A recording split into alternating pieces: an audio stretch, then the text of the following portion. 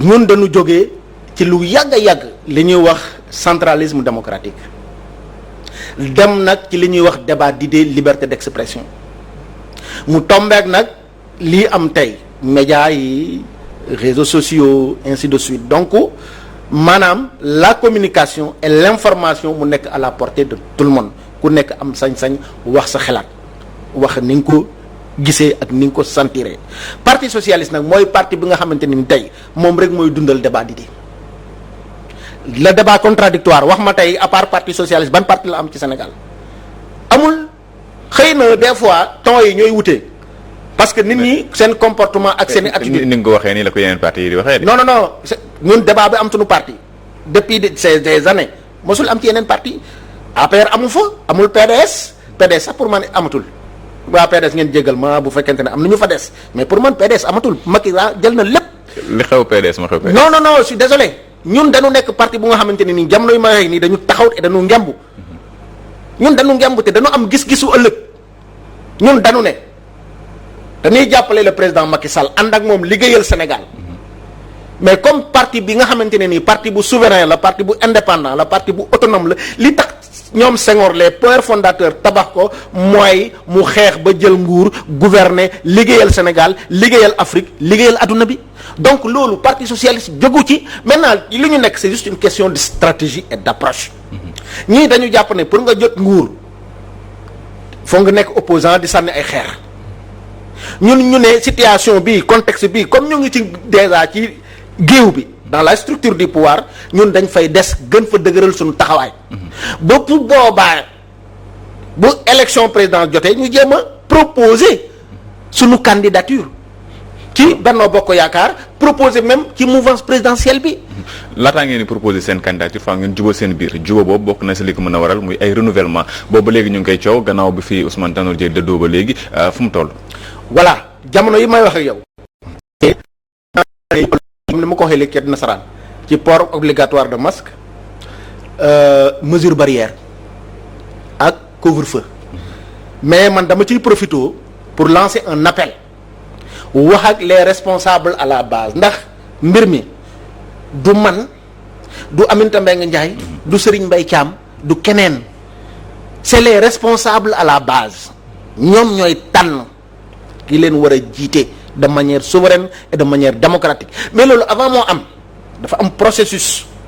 il faut que ñu renouveler suñuy coordination responsable à la base yi yéen laay waxal képp ko nga xamante ni sa coordination jaay nga ou placé nga 65% comme ni ko circulaire bi indiqué waaye li lay war a solu bu ko la ko temps bi mayee bu la ko même pandémie bi mayee coronavirus bi ñu ne renouveler il faut que ñu renouveler suñu parti à temps il faut que ñu dem ci suñuy primaire à temps il faut que ñu organiser suñuy congrès à temps mais aussi il faut que ñu préparer suñu parti à temps pour élection yi nga xamante ne nii ñoom ñooy jub si muy local législative ak présidentielle mais xam nga dama ko xaw a fàtte sax ci nasaraan gis nga débat bi jamono ji Assane ci parti socialiste c'est pas un débat de personne ni un débat d'ambition c'est un débat qui doit porter sur la vie du parti politique la vie politique du parti et sur son avenir parti bi tey laaj nañu réorganiser ko dama ne parti bi laaj nañu réorganiser ko laaj nañu restructurer ko laaj nañu tabaxaat suñu parti laaj nañu tabaxaat beneen projet de société bu bees laaj na même sax ñu soppi suñu turu parti socialiste bi nga xamante ne nii yàgg na démodé na c'est anachronique bu doon label kenn jaayatu ko parti socialiste même buñ ci changé wul sax ñu yokk ci sax émergent léegi nañu créer parti socialiste émergent PSE ndax nag débat bi foofu lañ ko war a tourner ça doit être un débat de principe et un débat d'idée gis nga li ñuy wax ni ay suppléance ak ay intérim débat boobu wax nañ ci waxaat ci te opinion bi xam nañ fu dëgg bi féete léegi nañ ko dépasser nañu dépasser débat boobu dem ci débat de principe bi mooy naka la ñuy réorganiser suñuy parti naka la ñuy restructurer suñuy parti naka la ñuy tabaxee suñuy texte naka la ñuy aussi amaatee beneen projet de société bu bees mais aussi avec beneen orientation politique. yaa ngi naan tabaxaat parti bi mais tabaxaat ko yaa ngi koy wax sànq fi muy tàmbalee moom mooy si suuf jëm si kaw muy base bi muy renouvellement yi waaye daa mel ne coow li si kaw la gën a bëri ku si mel ne Aminata Mbengue Ndiaye ñu ngi ko ciy tudd di si tudd Serigne Mbaye Thiam yow bokk nga si ñi nga xamante ni saa su ne yaa ngi wax si débat yooyu yaa ngi naan du débat yu tur mais tur yooyu bëri nañ ci. mais xam nga c'est vrai xëy na maa ngi doog a nekkat en plénitude de mes idées. gis nga man sama yaay Aminata Mbengue Ndiaye. lenn rek laa koy ñaan mooy parti socialiste fu mu toll. kenn soxlawul alalam. kenn soxlawul dooleem lenn la ñu soxla sagesse am. moom Aminata Mbengue Ndiaye. sagesse am la ñu soxla état d'esprit am ak expérience am. ak bonne volonté am. jamono ji benn obligation la Aminata Mbengue Ndiaye am mooy fexe ba parti socialiste bu mu tas.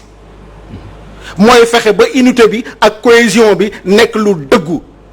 cohésion interne du parti loolu obligation la. maintenant li nga xamante ne ni wax naa ko léegi mooy les coordinations jamono ji ñoom ñoo aye. wax ji mooy tant que coordination yi ñuy renouveler wuñu mënuñu dem primaire mënuñu dem congrès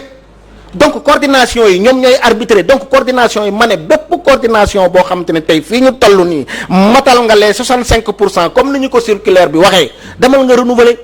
léegi bu ñu renouveler ba pare bu fekkente ne sama yaay Aminata Mbengue Ndiaye nee na dafa mëkk nekk candidat jiite parti socialiste maanaam li ñuy wax secrétaire général élu mais mu présenté candidature am wante man jàpp naa ne de parti socialiste fu mu koy xaaree tey fu ñu toll nii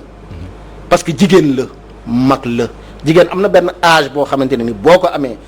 magal nga te non seulement que magal nga sax mais sa wér-gu-yaram day gën a wàññeeku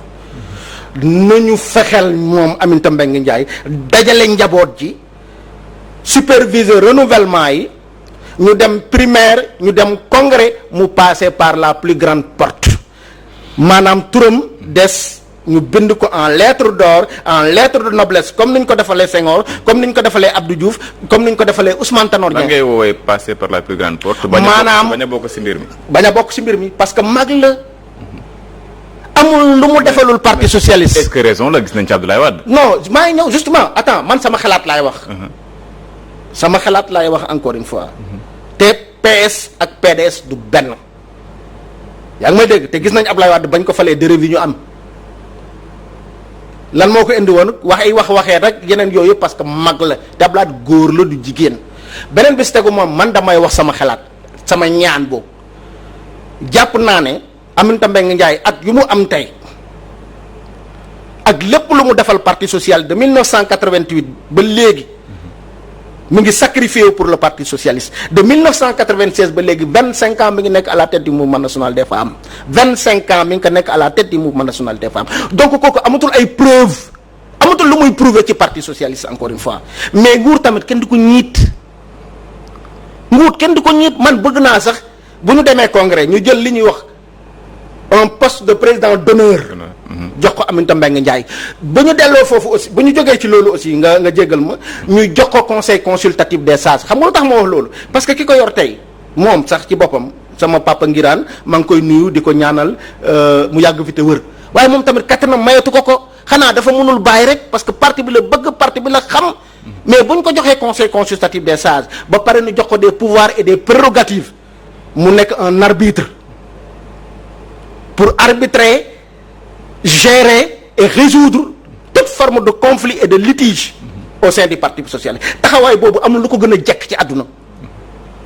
li nga bëgg si Aminata Mbengue Ndiaye moom mooy mu moytu coow yi nga xamante ni moom mooy war a am wala moo nar a am ci biir parti socialiste waaye jamono ji ñu nemee ko nag turam bokk na si coow yi nga xamante ni amagum na fi suppléance ak yooyu benn la ci ñaareel bi muy coow loo xamante ni semaine yi ñu passé la fi judd muy coow wala appui yi nga xamante ni Ousmane Tanor Dieng daan na ko jox ñenn si parti bi si HCCT bi tey ji moom mu daal di soppi mbir mi. waaw xam nga appui yooyu dafa indiwoon coow lu bëri mais man sama wàllu bopp man dama ne appui yi man intéressé wu ma donc débat boobu man bëggatuma ci sori ndax man politique ma ngir nit di ma jox xaalis. mais yoon la ñu leeral ko. waaw justement fa lay ñëw dafa rek juste que sunu ndem si yàlla moom moo ko instauré woon tegoon ko nag ci yoon légalement mooy dañu jox HCCT boo xam te ne nii ci papier rek la amoon à part ak budget amuñu woon siège amuñu organigramme amuñu administration amuñu bureau amuñu dara. boo xoolee HCCT sax joxuñu ko woon Ousmane Tanor Dieng parti socialiste lañ ko joxoon pour mu doxal ko donc ñu waroon xaar ba ñu defaral ñu siège ñu équiper ñu suñuy bureau ñu am sunu administration am lépp ci biir loolu mu créer li ñuy wax des commis extérieurs qui est une légalité administrative mu leen di appuyer loolu mu amoon maintenant bu Aminata Mbengue Ndiaye ñëwee continuer ko wala mu soppi ko man de puisque affaire xaalis la man la ma ci doon wax naa ko pare naa si dundaluma intéressé wu ma intéressé wu ma te du ma ci sori parce que man politiqué wu ma xaalis man principe laay politiqué conviction laay politiqué ambition laay politiqué et je pense que am naa daraja ci politique am naa gëdd ci politique ba rus naa toog ci plateau télé di wax des questions d'argent mu jóge ci HCCT wala mu jóge président de la République parce que pour man politiquement parlant maa ko mag te en plus loolu man dundalu ma. Aminata Mbengue Ndiaye wuutu Ousmane Tanor Dieng si boobu parti bi jamono ji ndëgëdégum di waajalaat li nga xamante moom mooy renouvellement yi ba tey dégguwuñ ko mu wax ni candidat la ou pas ñu nemmee ko ni yenn si pratique yi nga xamante ni dem si yàlla Ousmane Tanor Dieng moom moo ko fi tegoon mi ngi koy commencé soppi bokk na ci appui bi ngi doon waxtaanee léegi est-ce que mën nañ jàpp ni li tubaab naan détanorisation entre guillemets moom lay doxal jamono ji ngir mën a gën a toog. Non man sama wàllu bopp gisewuma ko noonu ndax xam nga lu tax parce que dama jàpp ba léegi présidente Aminata Mbengue Ndiaye ba fi may waxee ak yow elle est dans l'obligation je dis bien l'obligation morale une obligation politique li nga xamante ne nii c'est sa dignité fondamentale qui est en jeu mooy mu poursuivre l'œuvre de Ousmane Tanor Dieng mu yeggali le temps bu mu nekk secrétaire général du parti parce que nag li yóbbu Ousmane Tanor Dieng dem si yàlla na ko yàlla xare àjjana yóbbu Senghor yóbbu keneen du fi bàyyi Aminata Mbengue Ndiaye du fi bàyyi keneen mais le temps que mu yor ko jamono jii ñu nekk nii wax dëgg fa yàlla na ci wàccoog boroomam wàccoog ci ku mu wutee te loolu yëpp nag man nee naa parti socialiste ñun soxlawuñu alalu Aminata Mbengue Ndiaye soxlawuñu sax dooleem lenn la ñu soxla sagesse am ak expérience am loolu la ñu soxla loolu nag daf ñu ko ameel bor la parce que fi mu toog moo tax mu nekk bor Aminata Mbengue Ndiaye nee naa la 88 la dugg parti social ca commencé am cër ba léegi est-ce que mos nga dégg coow bu concerne Aminata Mbengue Ndiaye nekk na fi ministre dégg nga coow bu nekk concerne Aminata Mbengue Ndiaye nekk na fi ministre ba ñu maire de Louga nekk fi ministre de l'élevage parce que kenn du ko tudd kenn faalewu ko mais sagam nag léegi moo jiite parti socialiste mais il faut que nit ñi wax parce que moo jiitee ñëpp ñu bokk ci biir parti socialiste te jiite boobu aussi dañ koy wax dafa war a am app alors donc ñu jàpp ne mbir mi jamono ji du moom du Serigne Mbaye coordination yi nga xamante ne ni ñoom lañ jox carte yi nañ ko jaay ñu renouveler carte la ko ji leer parce que tey bu man sama coordination su ma jaayee suma carte Aminata Mbengue Ndiaye mënu ma teree renouveler Serigne Mbaye Thiam mënu ma teree renouveler keneen mënu ma teree renouveler lenn moo ma mën a teree renouveler mooy coronavirus béeg yu demee noonu su dee Dakar laa bokk wala feneen donc dañu ne coordination bépp coordination boo xamante ne nii jaay nga sa carte ba nga am taux 65% pour régler situation bi rek annoncé wul bu la ko situation bi mayee pandémie bi mayee nga renouveler bu la ko mayul nga bàyyi ba parce que xamuñu kañ lay jeex nga bàyyi ba mu wàññeeku ñu def ko une dynamique d'ensemble débat bi nañ ko décentraliser il faut conscientiser et sensibiliser les responsables à la base ñi nekk ci coordination ci section yi ci comité yi nañu renouveler wax ji loolu la Aminata Mbengue Ndiaye buy renouveler Louga lay dem renouveler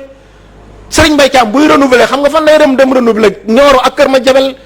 man Abdoulaye Gallo Diaw su may renouveler Ndofane Lagem ak Kaolack lay renouveler donc ku ci nekk bu fekkente ne yaa ngi sa base yaa ngi fay renouveler léegi coow li jeex mais topp nit ñi nag ci takk rajo yi takk micro yi Aminata Mbengue Ndiaye Serigne Mbaye Thiam loolu réglé wul situation bi te encore une fois dama koy wax Serigne Mbaye Thiam dañ ko war a respecter ci parti socialiste Serigne Mbaye Thiam dañ ko war a jox gëdd ci parti socialiste xam nga Serigne Mbaye Thiam ndax lan benn seede rek xam nga nee naa nit ki fréquenté wu ma ko du suma xarit te aw ma sax jotu di ko sax caresser dans le sens du poil tey bu ñu leen ne Serigne Mbaye Thiam ci biir parti socialiste am na ñoo xam te ne wutal na leen liggéey xamu leen sax mosu leen gis tey ku am dëj ci biir parti socialiste Serigne Mbaye Thiam bu ko yegee dina jóg ñëw bu dee ngénte bu dee céet te bu amee dina yëkkati ci poosam jox la bu dee militant socialiste que yëg na ko. wareefam la. waaw justement mais am na ñoo xamante ne seen wareef la xëy na defuñu ko 2012 ba léegi ñu ngi ci nguur gi boo gisee ma soulever ko c'est parce que tout simplement il sort du lot wutal liggéey ay nit ba ci wutal ñoo xamante ne xamoo leen mosoo leen gis xam nga ñooñu wutaloo leen liggéey pour ñu jàppale la parce que xamuñu la xamoo leen seen profil lañ la indil yaa ngi dégg ak seen CV ñuy ay socialiste ñu am mérite mais kooku est-ce que béyul waaram moo tax ma ne dañ ko war a respecter loolu mooy wax ji dañ ko war a respecter maintenant bu nekkee candidat sa am na sañ-sañ wax ne candidat la liberté d'expression may na ko mais aussi darajaam ak li fu mu jaar ak parti socialiste may na ko maintenant nekk candidat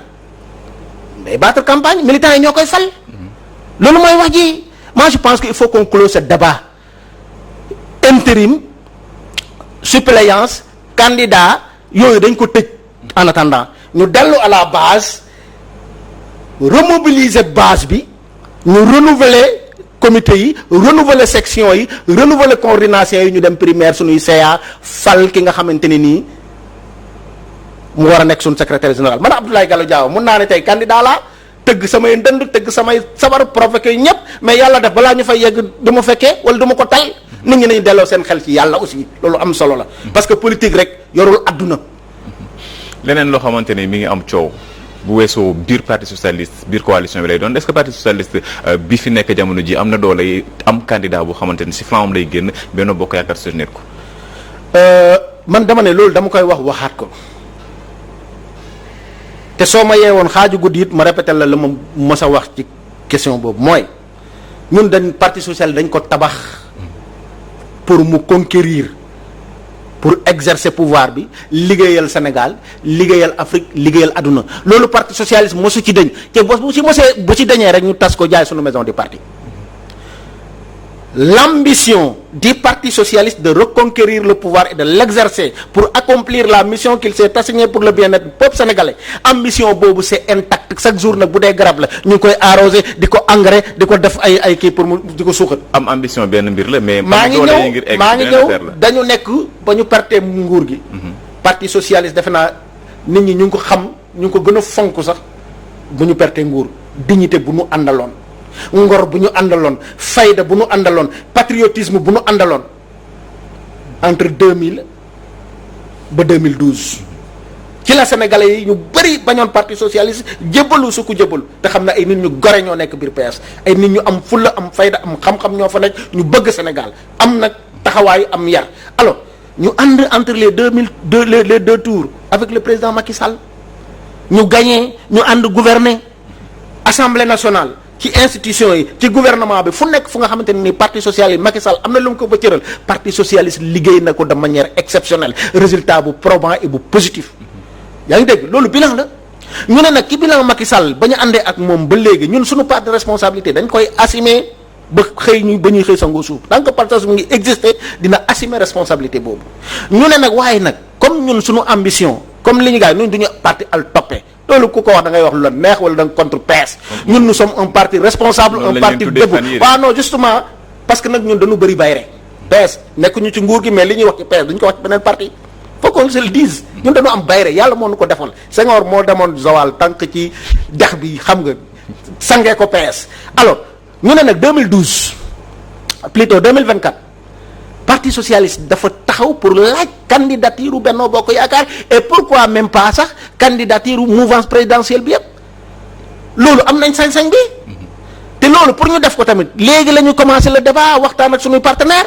ndax Macky Sall mi fi nekk tey mënu fa nekk ba ilaa yow mi diini faut que ça soit très clair mënu fa nekk ba ilaa yow mi diini tôt ou tard na fa mos a jóge ñun nag dañu ne on va respecter le calendrier républicain dinañ dem élection locale te dinañ ko jéem a gagné dinañ dem élection législative te dinañ ko jéem a gagné élection présidentielle dañ ci bokk te dina am candidat loolu dafa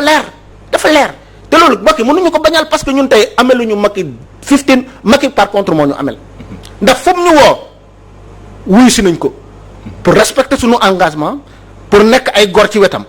lépp lu nga xamante ne Macky Sall sombi na ko parti socialiste moo ci jiitu lépp lu nga xamante ne nii Macky yëkkati na ko parti socialiste moo njëkk talal boppam donc nag Macky fu ñu toll nii moom moo ñu amel njukkal c'est à Macky de rendre au PS la pièce de sa monnaie mais ñun lépp lu ñu waroon ak Macky def nañ ko ba bonis ko ba wis ko mais nag nous sommes un parti responsable respecté ñun Sénégal daf ñu war a respecter parce que ñun ñooy Sénégal ñun ñoo tabax Sénégal Macky suñu produit la te dañ koy ndamoo Macky ñun ñoo ko tabax. alors